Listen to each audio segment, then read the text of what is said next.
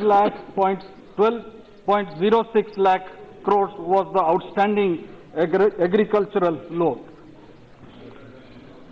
I narrate a case of one Pradeep Sharma, a potato grower from Agra district in Uttar Pradesh. Cultivating potatoes in 10 acres this year. देखिए madam, हम आपसे request कर रहे हैं। क्या कर रहे हैं? अब क्यों डिस्टर्ब कर रहे हैं? जो हाउस ऑर्डर में नहीं था, इसीलिए हम रिक्वेस्ट हाँ कि आप कल के लिए ये लीजिए। कल हमको बात करने का है तो ठीक है। अरे तो नहीं, दिल मिले, मैं बैठे उतना तुम बैठे भी नहीं, चुप बैठो प्लीज प्लीज। तो। लेकिन आप समय पे थे नहीं, इसीलिए मैं अभी आपको दे दूंगी ना। क्या आप भी बोले क्या हाउस में नहीं थे? कौन थे? मैं तो यहीं आ रहा था। नहीं नहीं प्लीज। देखिए मैडम, ये अच्छा नहीं होता। मैं नहीं था तो आप थे ना, डॉक्टर थे? वो भी नहीं थे तो ये आपको मालूम। आप से बात करो प्लीज, बैठिए। वो आप भी नहीं थे और आप भी दोनों नहीं थे, दोनों के बाद उनका नाम लिया गया। ये क्या है? मजाक हो रहा है। वेणुगोपाल वो ऐसे थोड़ी होता है। ये I narrate a case of one Pradeep Sharma, a potato grower from Agra district in Uttar Pradesh, cultivating potato in 10 acres this year. He bought 19,000 kg please, Anurag, to the mandi, no, please, only to get a profit of rupees 490 rupees after selling his entire produce. In anger, he has sent his paltry earnings to the Prime Minister, thinking perhaps, and what has come out in the media is, he will come to understand my problems, unquote. Should we believe that the incentive and support which is announced in the interim budget is of this outcome? I hope not. And if it is, then it is disastrous. Agrarian distress prevails. Farmers' pauperization is a reality. A debate is going on whether farm loan waiver is the right answer to address farmers' woes, and secondly, how will the state governments bear the fiscal burden? The Chief Minister of Madhya Pradesh, Rajasthan and Chhattisgarh have announced waivers. The question being tossed around is, where will the money come from? After Telangana launched the trend-setting Raitu Bandhu program,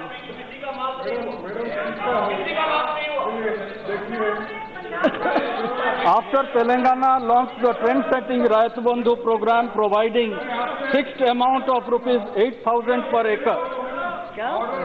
ये जो in order में बात करना था, इसके लिए नहीं, इसके लिए आपने प्रेफरेंस नहीं है। क्या है? डॉक्टर को फिर मैं नहीं था, तो अगर मैं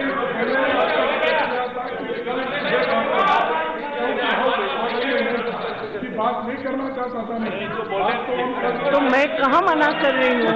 आप बार बार वही बात क्यों बोल रहे हो? मैंने मना नहीं किया। आप थे नहीं तो मैं क्या करूँ? बैठी रहूँ? मैं राह देखती बैठी रहूँ? What can I do? You were not there. He was not there. He was there. Madam Speaker, after Telangana launched the trend-setting Raitu Bandhu program, providing fixed amount of rupees 8,000 per acre, now which has been raised to rupees 10,000 per acre per year as direct income support to farmers, it has triggered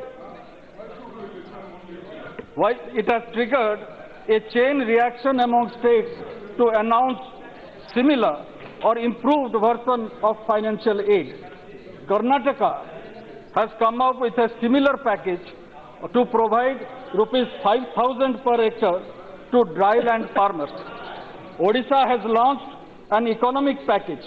Instead of waiver, Odisha announced a rupees 10,000 rupees package, 10,180 crore rupees package for 3 years under Krushak Assistance for livelihood and income augmentation, which is known as Kalia program.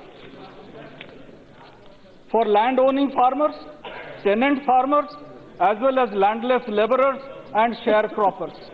This will benefit 57 lakh households. Jharkhand followed it with rupees 2,250 crore scheme to help at least 22.76 lakh small and marginal farmers with 5,000 rupees per acre per year with an upper limit of 5 acres. West Bengal has come up with Krishak Bandhu, under which a farmer will get support of rupees 10,000 per year per acre. Now Union government has announced rupees 6,000 per year to family having up to 2 hectares of cultivable land. It is a welcome step, no doubt. But this direct income support cannot be a permanent solution. Actual solution lies in fixing the MSP, minimum support price, calculating the true input cost and adding 50% to it. Today's calculation of input cost is faulty and does not capture the actual expenditure. Leave out the land cost. The labor and other costs, if calculated and 50% is added and the MSP is fixed, then only farmers can come out of distress. Biju Janata Dal had a sit-in dharna last 8th of this month. Here in last 8th of January in Delhi, which was addressed by our Chief Minister, Mr. Naveen Patnaik.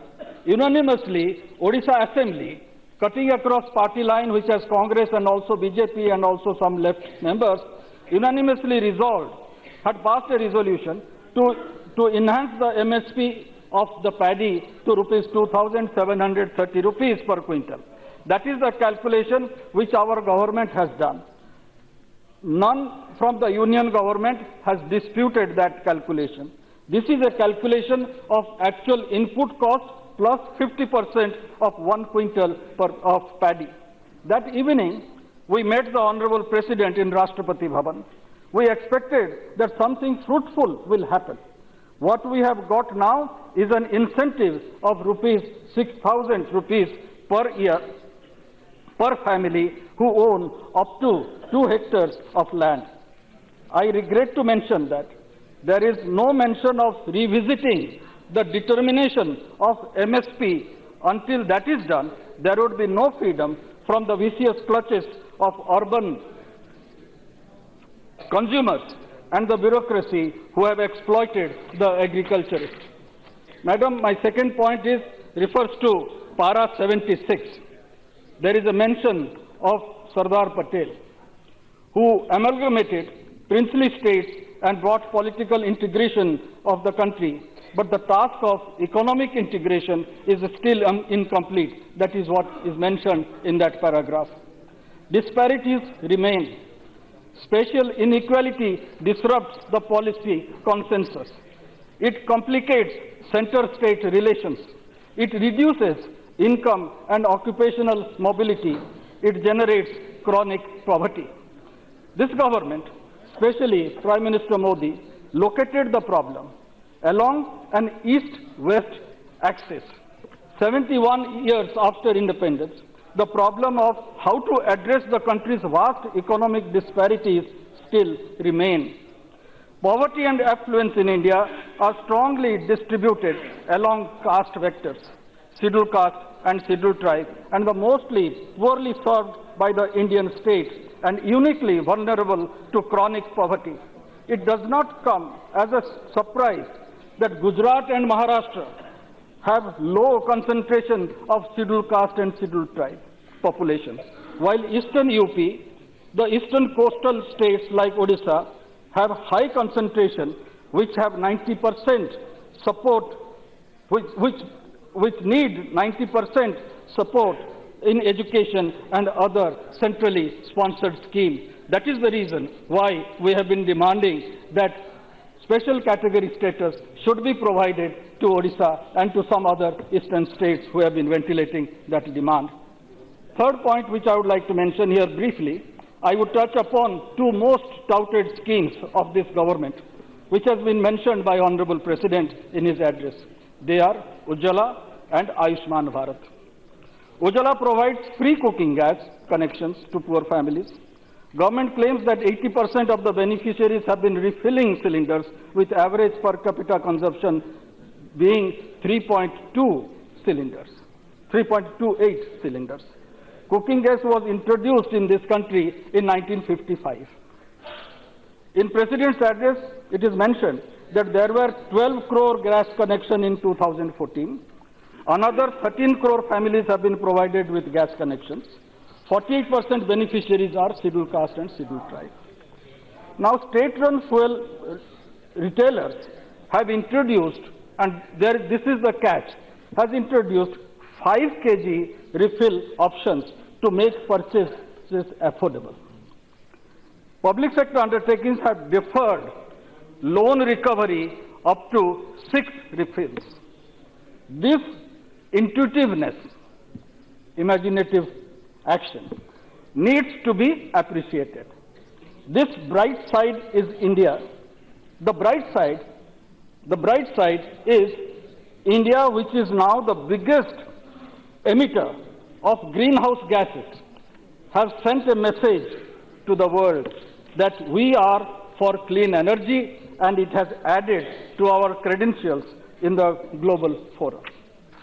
But actual refilling is something very different. Now, coming to Ayushman Bharat, madam, it is said more than 10 lakh poor have already availed free treatment from hospitals. A myth is being created, and the reality is very alarming. 50 crore patients are eligible for availing treatment, up to rupees 5 lakh per year per family. The allocation, rupees 10,000 crore a year. Can someone do the mathematical calculation? One can understand actually what has happened. There is a great need to build modern health care centers in Tier 2 and Tier 3 cities. Without such secondary and tertiary health care centers, this Ayushman Bharat is severely handicapped. For India, universal health care is the answer.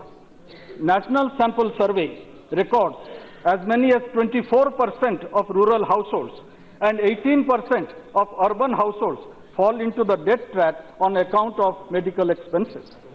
As our Chief Minister has said, illness do not abide by financial discipline or households. A person who is affected by some disease will not come and ask you, do you have a BPL card or not? That is what Ayushman Bharat always asks for. Do you have a BPL card? But our program, which we have in Odisha, is something different. It covers all families. This is why quality of health delivery and not financial upper limit should be crucial. It is for this reason Odisha has its own Swasthya Kalyan Yojana. We have not accepted Ayushman Bharat since its beginning. Madam, normally, President's address gives an account of activities of the government of past 1 year, that is from the past budget. But this year, there is a difference. But this year, the address, in this year, what we have seen, it deals with to the activities of past 5 years, that means from 2014. It's a marked change. The Honorable President has mentioned about demonetization, which was up to 2016. Honorable President also has mentioned about surgical strike, which is of 2017. Honorable President also has mentioned about GST, which is also of 2017. Practically, normally, the President's address, which is actually prepared by the government, deals with only 1 year, since last budget till the new budget is placed. And here, it covers the whole 5 year as if What about the youth? Madam, Honorable President in his address to the nation on the eve of Republic Day has firmly reminded the people that development cannot be attained without a salute to the spirit of inclusiveness and pluralism. Inclusiveness and pluralism is in quote, which rests on a tripod of diversity, democracy, and development. This is the speech which the Honorable President gave on the eve of the Republic Day. It is also mentioned that India's pluralism is its greatest strength. Should we believe that this is nothing but a cock in a snook at polarization and a slap in the face of those, ministers included, who keep insisting that those who think differently should go to Pakistan? It would have been better if India's pluralism would have been mentioned in the address. Madam,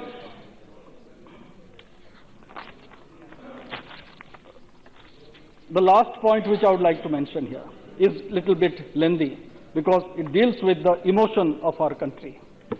Honorable President has reminded us about the significance of 2019.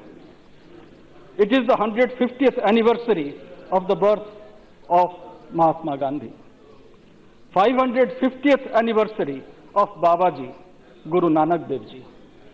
He has remembered the ghastly massacre that had taken place in Jallianwala Bagh in 1919. It is also the 150th death anniversary of Mirza Ghalib. The 70th anniversary of the Constitution Day will be celebrated in 2019. But let us not forget that 100 years ago, Government of India Act of 1919 was enforced, which increased the participation of Indians in the government of India. Secondly, a much hated law, Anarchical and Revolutionary Crimes Act of 1919, known notoriously as the Rowlatt Act or the Black Act, which entrenched restriction on liberties, indefinite preventive detention or judicial review of those suspected of terrorism, trial without juries, jailing without trials was enforced, which is part of the history as the Rowlatt Act.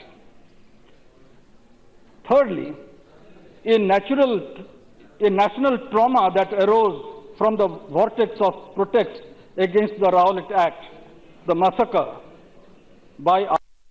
of 379, according to the British, and some 1,000 men, children, according to a fact-finding team of Indian National Congress at Jallianwala Bagh, Amritsar.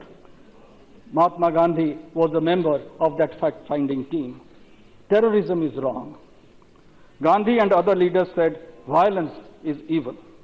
Rabindranath Tagore returned his knighthood 100 years ago.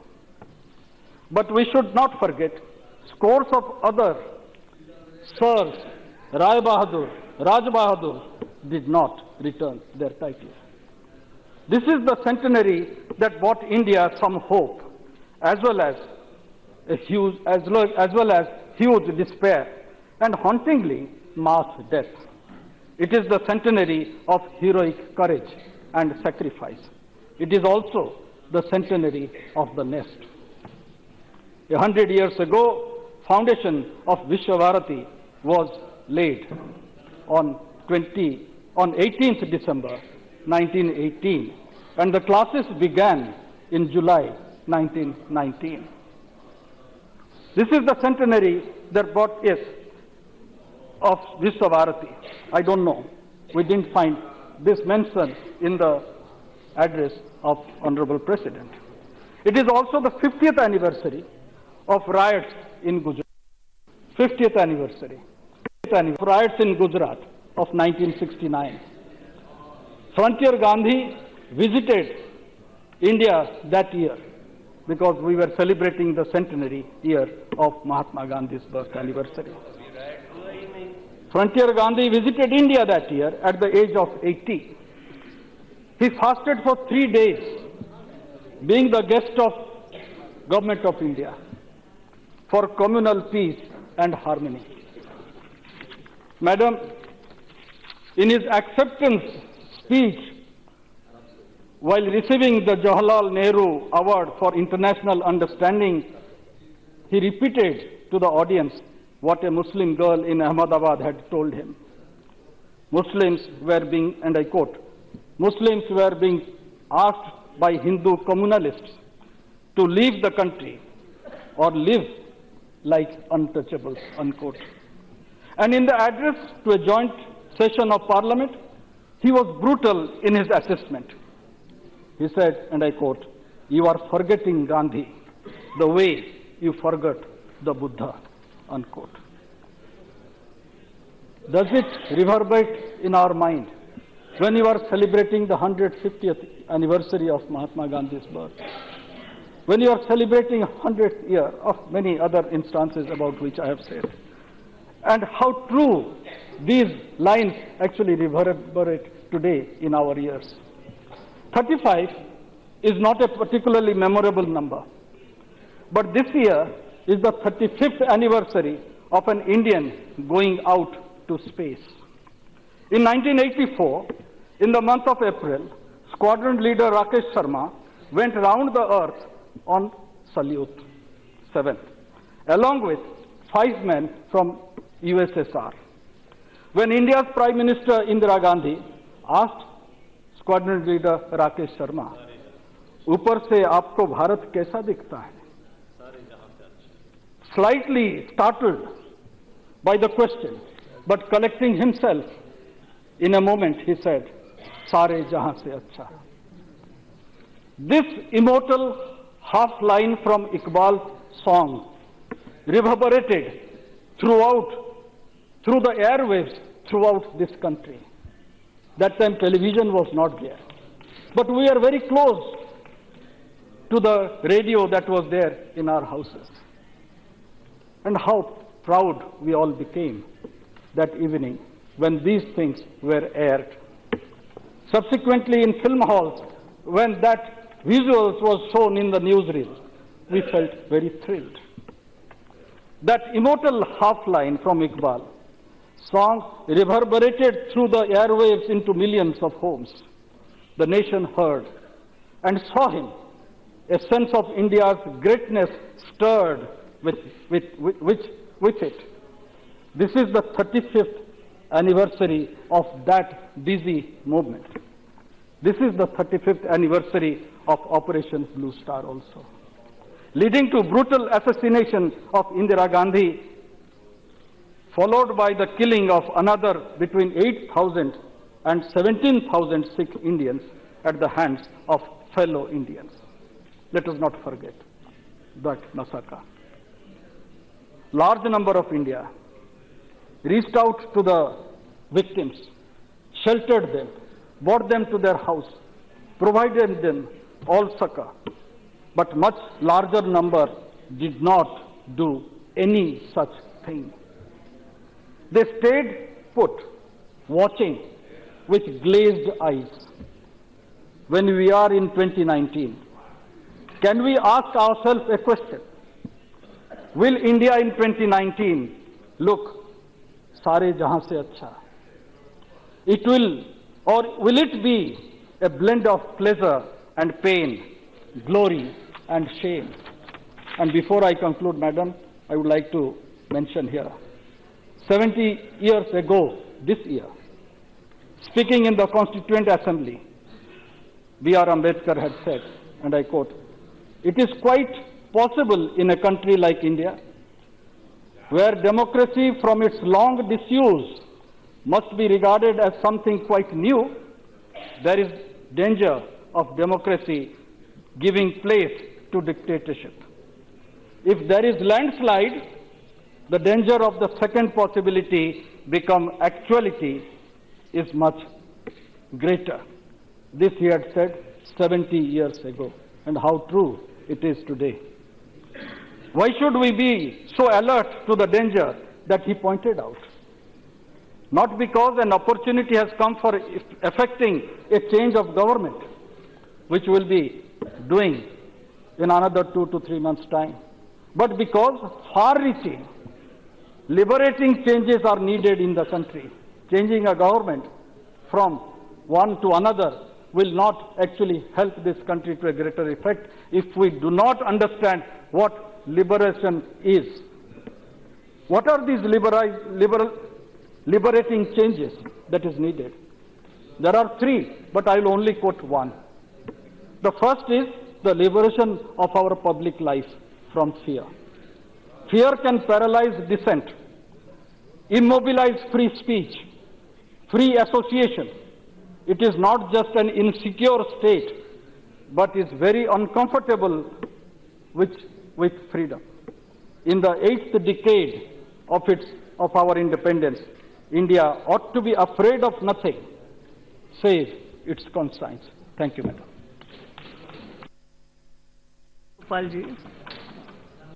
Thank you, Madam Speaker.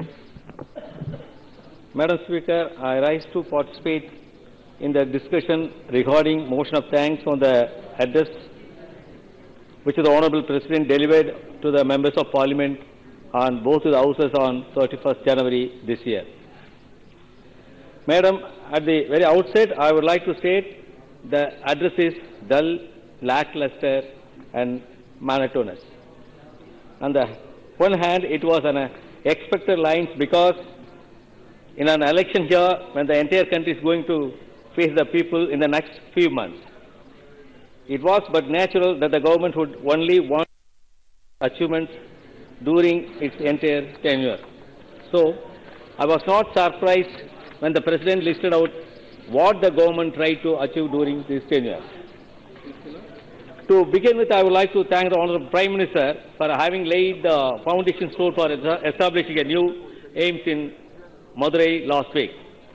I would only wish to that a centre allocates sufficient funds for this project and complete it in record time so that it starts treating the patients soon thereafter. I also appreciate the efforts of ISRO and kudos to ISRO scientists and engineers for showcasing India's might in space technology and also setting a new world record in launching satellites.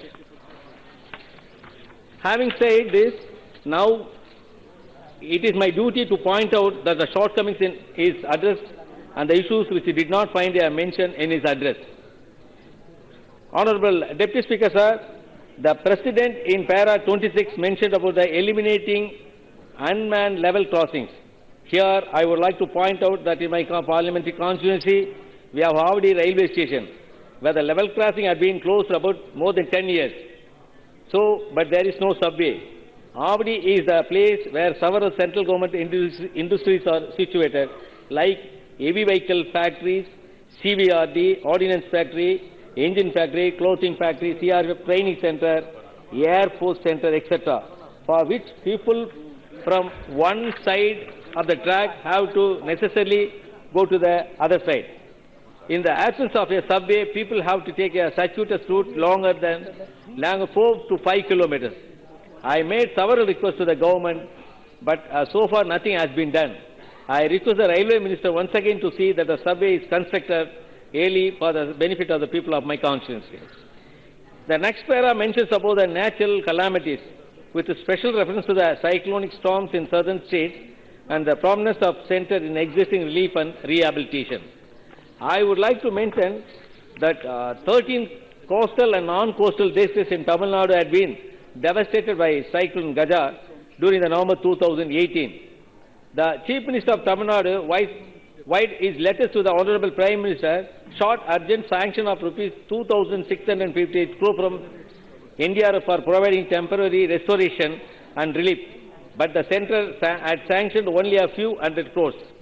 In view of this, I request the centre to announce that the calamity as a national disaster, even though it is late, but considering the magnitude of the damage, it is worth to making that announcement. The Chief Minister of Tamil Nadu further mentioned that Tamil Nadu may require 15,000 crores for permanent restoration. I request to see that the sufficient funds are released to the government of Tamil Nadu. Para 32 mentioned about the reservation provided to the poor in general category.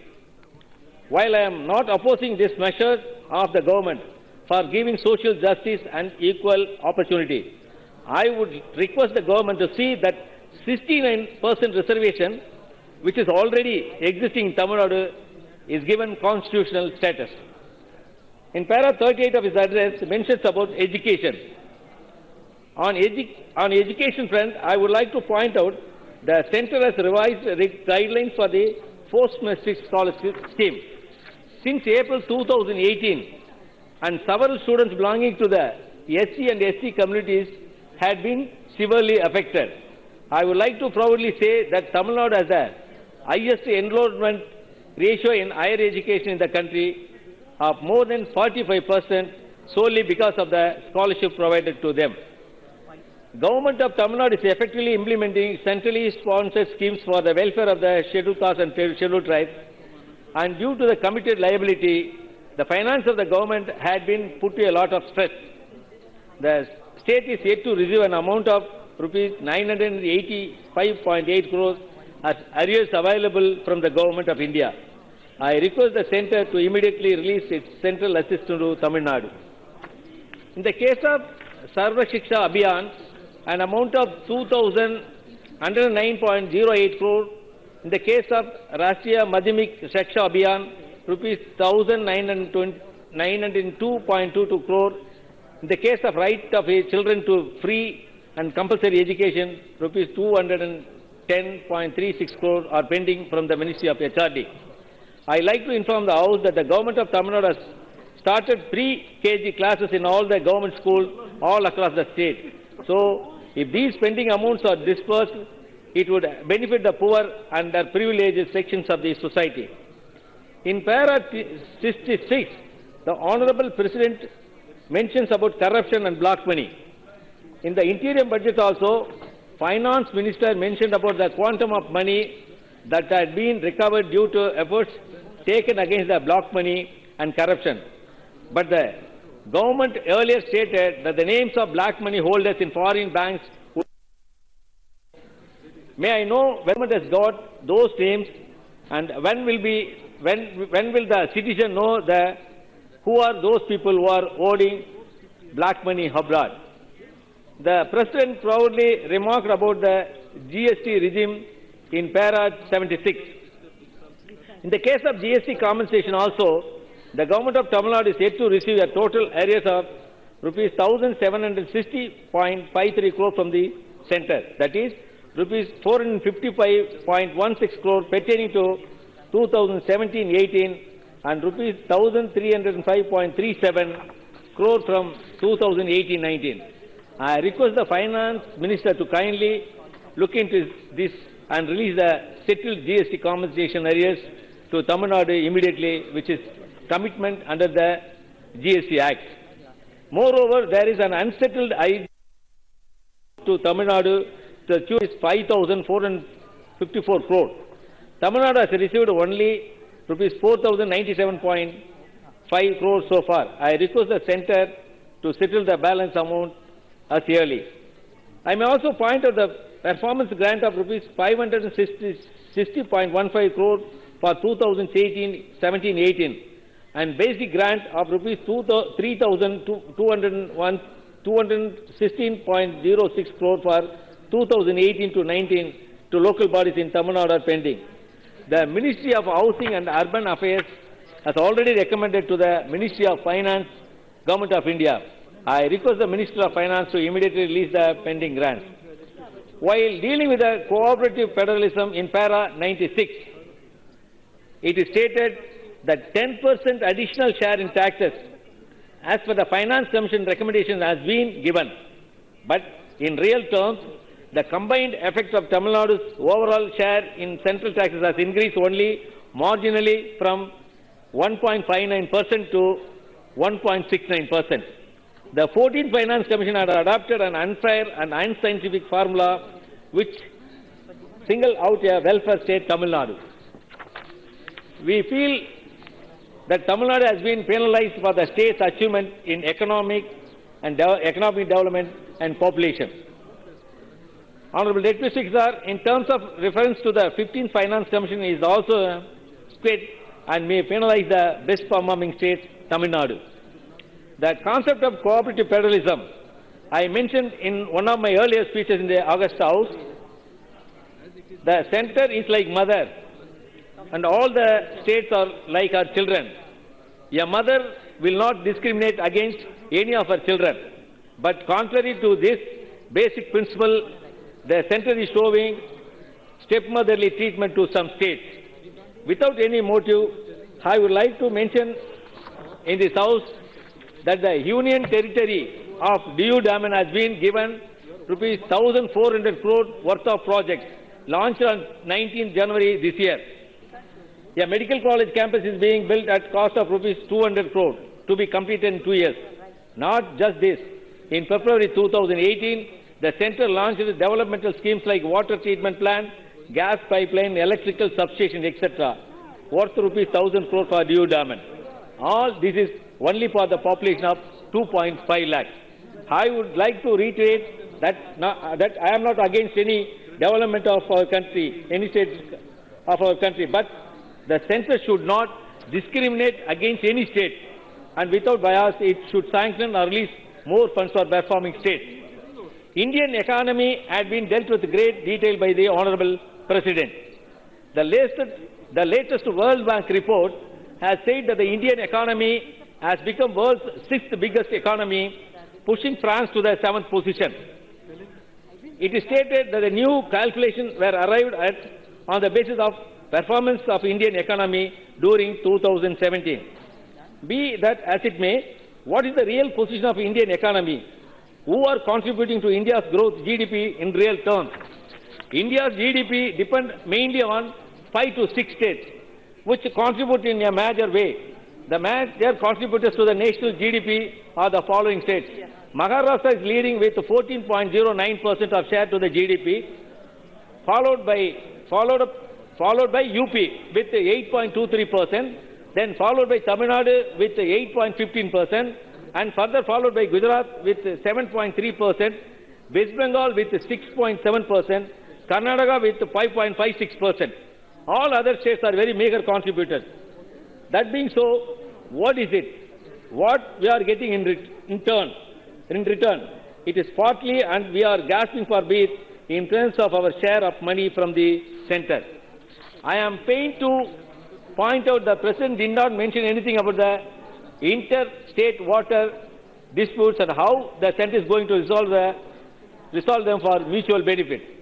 Hence, I would like to point out the Central Water Commission had granted permission to the Kaveri Neeravi Nigam Limited, Karnataka, to prepare DPR for Meghadadu project on Kaveri River. This is a clear violation of the award given by the Kaveri Water Dispute Tribunal. This project is being taken up not just for drinking water purpose, but also to increase the extent of irrigation. The Central Water Commission did not consider the genuine and justifiable objections of Tamil Nadu. This has caused great alarm and apprehension in the minds of the people of Tamil Nadu, and this is going to affect the livelihood of lakhs of farmers who are dependent on Kaveri water. Honorable Chief Minister of Tamil Nadu had written to the Honorable Prime Minister on 27/11/2018 requesting the Centre to instruct Central Water Commission to withdraw the permission given to prepare DPR. He reiterated the same in memorandum presented to the Honorable Prime Minister on 8/10/2018.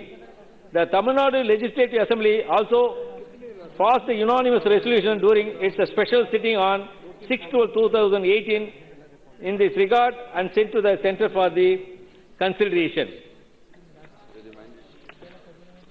Honorable Deputy Speaker, sir, in this regard, the members of Parliament from our party had expressed their concerns vociferously during the last session, and unfortunately, their voices were curtailed by suspending them, and they were not allowed to raise their issues on the floor of the Parliament. Hence, I request the Centre to immediately withdraw the permission granted to Karnataka to prepare DPR for Meghadadu project. Similarly, the Minister of Environmental and Forest Government of India had given conditional nod a few months ago to Kerala to conduct environmental impact study to build a new baby dam on Mullai Periyar. This is again in violation of the decree of the Supreme Court pronounced in 2014. The Supreme Court ordered that no new dam would be built without the consent of Tamil Nadu. Even then, the center had allowed Kerala to conduct this study. Here again, I request the center to immediately withdraw the permission given to Kerala to conduct the study. The President also did not mention anything about the Women's Reservation Bill. The government of Tamil Nadu already reserved 50% for women in the election to local bodies. We from the AIDMK are for reserving 1/3 of seats in legislatures for women. Request the government to bring forward this bill and pass it during this session itself. The Honorable President has made a mention about conferring of Bharat Ratna on Sri Pranab Mukherjee this year. In this concern, there is a demand for our party to confer Bharat Ratna to Dr. Annadhai and Dr. Jayalalitha ji. Both are from Chief Minister of Tamil Nadu. With a request to the Honorable Prime Minister that the centre may genuinely consider conferring Bharat Ratna on them. With this, I conclude my speech. Thank you, sir. Honourable members, because many members want to speak on this motion, but I am requesting you, those who are not able to get the opportunity, at least you can present your written speeches on the table. That will be recorded as a very good opportunity. Therefore, many members, they both want to a written speech can lay on the table. That will be treated as a part of the proceedings. That is there.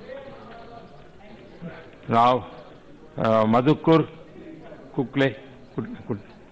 Sir मुझे यहाँ से बोलने की permission दीजिए। माननीय उपाध्यक्ष महोदय, राष्ट्रपति महोदय ने बड़ा सुंदर भाषण किया। राष्ट्रपति भाषण में पूरे पार्टी का चरित्र है। 30 जनवरी को महात्मा गांधी का दिन मनाया गया और 30 जनवरी को मनाया गया। 31 जनवरी को माननीय राष्ट्रपति महोदय ने सदन के दोनों सदन में अपना भाषण दिया और भाषण में कहा कि हम लोग इस वर्ष 150वीं जयंती मना रहे हैं। उससे एक दिन पूर्व उत्तर प्रदेश के अंदर में हिंदू महासभा की नेता ने वहां पर महात्मा गांधी के पुतले पर गोली चलाई फोटो पर। यानी जिस महात्मा गांधी को राष्ट्र मानता है, जिस महात्मा गांधी को हम मानते हैं, देश की जनता दिख रही थी। आदरणीय नरेंद्र मोदी जी जो देश के महान नेता हैं, जिनके नेतृत्व में महात्मा गांधी शपथ लेते हैं, 150 साल की जयंती मनाते। एक दिन पहले जब यूपी के अंदर में भारतीय जनता सरकार है, महात्मा गांधी की फोटो पर गोली चलाई गई, उसके बाद उसका फोटो जलाया गया। हम राष्ट्र को कैसा मानते हैं? हम महात्मा गांधी को मानते क्या? हम चाहते हैं राष्ट्रपति बोले भाषण में। हमें लगता है 31 तारीख को राष्ट्रपति ने भाषण कहना था, लेख छोड़ के, कि महात्मा गांधी उसका सरकार विरोध करती है। उस अपने क्या हुआ नहीं, ये जो लोग सभा का पूरे 130 करोड़ जनता दिख रही है, एक निंदा करनी चाहिए। हमने क्या कर रहे हैं? अरे पूरा देश और कितने हुए? हमने महात्मा गांधी का फोटो जो है आपने बोली क्या? नहीं, माननीय गृह मंत्री ने बोला क्या? नहीं, गृह मंत्री ने बोला जी ना। देखिए वहाँ माननीय अध्यक्ष उपाध्यक्ष महोदय, पूरा देश देख रहा था। जिस राष्ट्रपिता ने देश की आजादी के लिए जान दी, जिस महात्मा गांधी ने एक रंगोली बना के इस देश को आजाद दिया, उस महात्मा गांधी को 4.5 साल में उनके सिद्धांतों को जलाया गया। वो राष्ट्र आर्थिक गुलाम हुआ है। हमें 73 साल की आजादी नहीं प्राप्त हुई। जिस दिन महात्मा गांधी को गोली मारी गई, जिस दिन महात्मा गांधी का पुतला जलाया गया, उस देश भारतवर्ष सामाजिक आर्थिक गुलामी चला गया। उस राष्ट्र में रहते हुए मुझे अभिमान नहीं हो रहा है। आदरणीय प्रधानमंत्री जी पर बड़े विश्वास से पूरा भाषण रखना दिया है। और आदरणीय महात्मा गांधी की फोटो जलाने के बारे में अगर सरकार कोई वक्त करती, यहाँ से अगर प्रधानमंत्री बोलते, गृह मंत्री जी बोलते, तो राष्ट्र लगता कि महात्मा गांधी आदर्श है। उस महात्मा गांधी का गुजरात में जन्म हुआ है। ऐसा लग रहा है कि महात्मा गांधी का गुजरात में हुआ और गुजरात की भूमि पावन होती। आज पूरा देश महात्मा गांधी की फोटो जलने के बाद बहुत ही आनंदित हो गया। ये देश महात्मा गांधी की फोटो जलाई गई और आज राष्ट्र सुरक्षित रह नहीं सकता। ये मेरा कहना मतलब। मैं चाह रहा था कि माननीय राष्ट्रपति जी ने अच्छा भाषण किया, राफेल मुद्दा किया, आपने अच्छा किया। राफेल खरीदने की मुझे जरूरत नहीं है। राफेल खरीद होना चाहिए, देश की सुरक्षा होनी चाहिए। और माननीय उपाध्यक्ष महोदय, पूरे देश की ऑर्डिनेंस फैक्ट किया जो भारत निर्माण के लिए मिट्टी का साधन बाती, उनको बंद करने का हम प्रयास कर रहे हैं। आज पूरे ऑर्डिनेंस फैक्ट्री के कर्मचारी देश के अंदर में 4 दिन स्ट्राइक पर थे। उनका भविष्य अनिश्चित था। जिस ऑर्डिनेंस फैक्ट्री कर्मचारी देश की सुरक्षा में जुटते, जिस ऑर्डिनेंस फैक्ट्री देश का मलवाती आदरणीय पंडित जवाहरलाल नेहरू 1962 के युद्ध के बाद जिन्होंने देश में सुरक्षा साधन उपलब्ध करने ऑर्डिनेंस फैक्ट्री का निर्माण किया, आज पूरी ऑर्डिनेंस फैक्ट्रियों को हम बंद करने के मार्ग पर गए। हम देश को मेक इन इंडिया कैसे कर रहे हैं मुझे पहले नहीं पड़ रहा है। हम चाहते हैं मेक इन इंडिया बने, हम राफेल को मेक इन इंडिया कैसे लगाते हैं, गेट पे लगाते हैं, वो यही लग रहा है कि जो ऑर्डिनेंस फैक्ट्री हमारे देश से सुरक्षा बनती है, जो मेक इन इंडिया का भविष्य है, ये ऑर्डिनेंस फैक्ट्री में हजारों लोगों को नौकरियां साधन मिलती है, आज वहाँ नौकरियां पूरी बंद पड़ी है। ऑर्डिनेंस फैक्ट्रियां कंगाली खगाल बचा रही है। हम देश को सुरक्षित घोषित करने कर रहे हैं, हम देश को विदेश में गुलाम कर रहे हैं। हम एक तरफ आजादी का समाते हैं, महात्मा गांधी का फोटो जलाते हैं, सरदार वल्लभ भाई पटेल को तिलांजलि देते हैं, जिस सरदार वल्लभ भाई पटेल ने देश को आजादी ग्रहण किया। आज सरदार वल्लभ भाई पटेल नहीं है, महात्मा गांधी है। आज पूरी ऑर्डिनेंस फैक्ट्री हम बंद करने जाते हैं। हम देश को मेक इन इंडिया कर रहे हैं। एक सामान्य व्यक्ति में एक ग्रामीण क्षेत्र रहने वाला हूँ, एक छोटा सा सरकार आंदोलन। आज सरकार ने पूरे ग्रामीण क्षेत्र के टीवी चैनल बंद कर दिए। जो टीवी चैनल थे जो ग्रामीण क्षेत्र का दिखाते, कृषक की बात नहीं देते, ग्रामीण क्षेत्र की बात करते, पूरे देश के अंदर में ग्रामीण क्षेत्र जो बड़े टीवी वाले करते नहीं, जो कमर्शियल टीवी वाले को बात नहीं देते नहीं, जो सरकारी टीवी का माध्यम था, जो लोगों को न्यूज देता था, जहाँ ग्रामीण कलाकार काम करते थे, खेल कूद के बच्चे कबड्डी का काम थे, वो हम टीवी में दिखा देते क्षेत्रीय भाषा के अंदर में। सरकार ने निर्णय बना लिया कि गवर्नमेंट टीवी बंद कराई। हमने एक ही निर्णय किया कि देश को गुलाम करना चाहिए, फिर अंग्रेज सरकार यहाँ लाना चाहिए। माननीय उपाध्यक्ष महोदय, जब टीवी की जन बंद हुई तो ग्रामीण क्षेत्र का कला कहाँ मिलेगा, ग्रामीण क्षेत्र के कला कैसे काम करेंगे, ये प्रश्न मेरे उठता है। जिस मातृभूमि से आऊँ एक बात है, हम ग्रामीण क्षेत्र के लोग हैं, उनकी कला को उनके खेल को प्रोत्साहन देना चाहिए। हमने देश को एक राष्ट्र बनाना चाहिए। हमने ये प्रयास करना चाहिए कि सरकारी परियोजना चलते रहे, उन्हें रोजगार के साधन मिले। आज पूरी टीवी चैनल जो पूरी टीवी सेंटर है हर जगह बंद करते हैं, हमारे जिले पूरे बंद कर दिए, सभी जगह टीवी चैनल बन रहे हैं, वहाँ के कर्मचारी विरोध करते हैं। अब क्या बिल्डिंग सब है, हम कैसा निर्णय करते हैं मुझे नहीं पता कि सरकार कहाँ चल रही है। एक तरफ भारत पर खबर लगता है हम करते हैं। माननीय अध्यक्ष महोदय, सरकार की अपेक्षा थी, 4.5 साल पूरे हो गए। माननीय मोदी जी राम भक्त थे, वाराणसी चुन के आ गए। मोदी से अपेक्षा थी, अयोध्या के अंदर में यूपी के अंदर में योगी की सरकार है, मुझे लग रहा था कि राम मंदिर का बिल यहाँ पर आएगा, अयोध्या में राम मंदिर बनेगा, हमारी भावनाओं से खिलाफ होगी और देश में दंगे नहीं होंगे। हम चाहते कि सरकार अयोध्या में राम मंदिर बनाए, हमारी भावना है। ये सरकार अयोध्या में राम मंदिर का प्रस्ताव आती, पूरे देश शांति मिलता। हम हर बार झगड़ा कर रहा है, हिंदू मुसलमान दंगे की जरूरत कर रहे हैं। सरकार अपनी यूपी के अंदर आपकी सरकार है, दिल्ली में सरकार है, फिर अयोध्या में राम मंदिर क्यों नहीं बनना चाहिए? हमने लिखे दिखाया और अयोध्या में राम मंदिर का बिल आएगा मैं समर्थन करूंगा। हमने राज्य में लिखे दिया था आज अयोध्या में राम मंदिर हो जाए। एक तरफ मुसलमान की भावना करते हुए आपने 3 बिल का पास किया, आपका धन्यवाद है। पर ये तो हमारी भावना दिखती नहीं, यानी हिंदू समाज की भावना रही नहीं, जो हिंदू राम मंदिर के लिए मर रहे पूरे देश हो गए। आप पूरे देश को टुकड़े मत कीजिए, ये भावना कीजिए कि देश एक संग रहे। हम राम मंदिर के साथ में राम मंदिर बने, बिल लाइए, आपको राम मंदिर करना चाहिए। हमें लगा 450 है। आदरणीय नरेंद्र मोदी जी देश में राम मंदिर बनाएंगे, ये राष्ट्र के हजारों करोड़ हिंदुओं की भावना को सुख बनाएंगे, ये मेरी अभिलाषा थी। 9 बजे सदन में मुझे लगा सदन में पास करेंगे। मुझे दुर्गा हो रहे हैं, हम किसान की बात करते हैं। आदरणीय सरकार ने 6000 रुपये दे, उनका स्वागत है।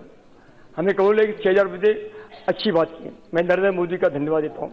मैं 6000 रुपये एक साथ तो था, उसे 3 पार्ट में कर रहे। आज चड्डी सिलाएंगा, कल पैजामा सिलाएंगा, फिर कुर्ता सिलाएंगा, यानी 6000 के 3 टुकड़े कर ले 2000 के अपने। यानी एक किसान एक दिन पर कभी कर नहीं सकता। आज 2000 में आएगा वो हल चल बेचेगा, फिर 2000 आएगा जब बीजा डालेंगे, जब 2000 आएंगे धान करेंगे। एक बार से 6000 पूरी दी जाते तो किसान करता है। माननीय शरद पवार जी ने, माननीय मनमोहन सिंह जी ने जो 2009 में कर्ज माफी की, वो कर्ज माफी कर देते तो देश का एकदम खुशहाल और संपन्न होता। हम दुगने धान के भाव करते हैं, सरकार बोलती है हम धान के भाव बढ़ाए। भाई साहब हम बात शिक्र है, जहाँ धान पता होता है 1 क्विंटल के लिए 27-25 से 2700 खर्च आता है और गवर्नमेंट रेट है 1750। हम क्या कर रहे हैं? दोगुनी धान नीति करवा के हम जनता को भ्रम रहे हैं। माननीय उपाध्यक्ष महोदय, एक बात मैं अपने बारे से कर रहा हूँ, ये मेरी पार्टी की बात नहीं है, जो यहाँ रख रहा हूँ राष्ट्रवादी कांग्रेस की बात नहीं है, ना शरद पवार साहब की बात है, मैं ये विदर्भ से आ रहा हूँ। 1997 में भारतीय जनता पार्टी सरकार थी, मैं उस पार्टी का विधायक भी था। तब 1997 में भुवनेश्वर प्रस्ताव पास किया था, जो आदरणीय बनवाजी पुरे अभी गवर्नर है, उन्हें प्रस्ताव लिखा था, हम अलग विदर्भ राज्य का निर्माण करेंगे। हमने सोचा कि भारतीय जनता पार्टी अलग विदर्भ राज्य निर्माण करेंगे, हमें भी खुशी हुई थी। 1997 में भुवनेश्वर की सभा के अंदर में एक प्रस्ताव पास किया गया, हम अलग विदर्भ राज्य करेंगे। आज जो महाराष्ट्र के मुख्यमंत्री है देवेंद्र फडणवीस, सुनील मुनगंटीवार जी, गडकरी साहब, इन्होंने अलग विदर्भ के लिए रथ यात्रा निकाली, पूरे विदर्भ का माहौल चेंज किया और उन्होंने कहा कि अलग विदर्भ भारतीय जनता पार्टी दे सकती है। हमने भी सोच किया, हमें लगा कि मेरी पार्टी है, हम करेंगे। दोस्तों, वो सपना टूट गया। ऐसा लगा कि अलग विदर्भ हो नहीं सकता, सिर्फ हम विदर्भ की बात कर सकते, वोट ले सकते। विधानसभा के अंदर में 62 में से 44 विधायक भारतीय जनता चुन के आया। विदर्भ जनता ने भारतीय जनता को भरपूर मदद दिया, हरदम देती रही है। आज विदर्भ हो नहीं रहा है, विदर्भ का विकास रुका हुआ है। माननीय अध्यक्ष महोदय, उपाध्यक्ष महोदय, इस टाइम में कांग्रेस पार्टी ने भी 1920 और 1930 में प्रस्ताव पास किया था। आदरणीय अलग विदर्भ की बात की थी, बाबा साहब अम्बेडकर ने लिखा कि अलग विदर्भ हो बिना विदर्भ जनता का विकास हो नहीं सकता। आदरणीय बाबा साहब अम्बेडकर जिन्हें संविधान की कृपा की है, उन्होंने ये लिखा कि विदर्भ का प्रतिबंध दूर करना होगा, हम अलग विदर्भ करना चाहिए और निभा। पंडित जवाहरलाल नेहरू, सरदार वल्लभ भाई पटेल, इन दोनों की मानने की थी, जो देश के प्रधानमंत्री गृहमंत्री थे, कि विदर्भ अलग होना चाहिए, विदर्भ भी राष्ट्र का चाहिए। आज दोनों यहाँ पर नहीं है। और अन्य उपाध्यक्ष महोदय, इस बारे में चर्चा नहीं, सरकार सिर्फ चुनाव करता है। माननीय नितिन गडकरी जी, जो मंत्री महोदय, उन्हें 2014 में लिख के दिया